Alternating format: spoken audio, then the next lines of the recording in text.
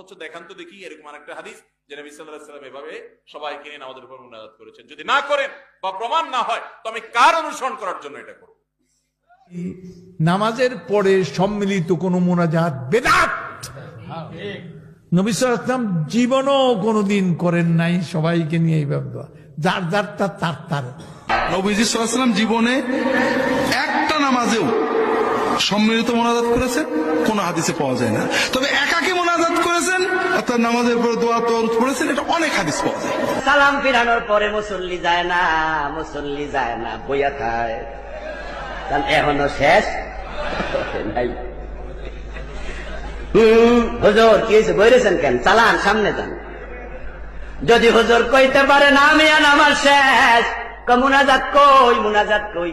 হুজুর যদি কইতে পারে এটা সুন্নাহ না, অনেক মসজিদে চাকরিটাও থাকে না।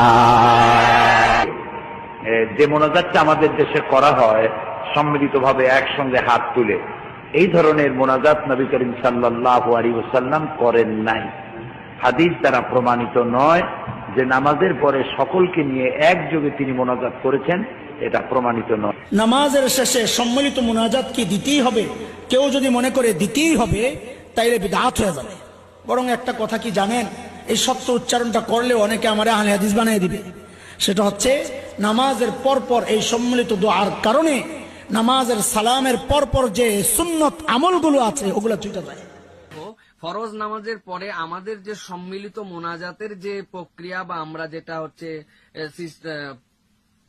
নিয়ম বানিয়েছি, এটার অবকাশ সহিহ হাদিস দ্বারা, কোরআন সুন্নাহ দ্বারা প্রমাণিত নয়। সেজন্য আমরা এই জাতীয় সম্মিলিত মোনাজাতের কালচারটাকে পরিবর্তন করে মোনাজাতটাকে নিজেদের জন্য একান্তভাবে নিজেদের এবং আল্লাহর মাঝে আমরা রেখে দেই। আর সম্মিলিত মোনাজাতের যে জায়গাগুলো রাসূলুল্লাহ সাল্লাল্লাহু আলাইহি ওয়াসাল্লাম করেছেন সেই জায়গাগুলোতে আমরা সম্মিলিত মোনাজাত, যেমন আমরা বললাম যে সালাতুল ইস্তিসকা, বৃষ্টি প্রার্থনার নামাজ, অথবা ধরুন চন্দ্রগ্রহণ, সূর্যগ্রহণের নামাজ, এই সকল জায়গাগুলোতে আমরা একত্রিতভাবে মোনাজাত করতে পারি।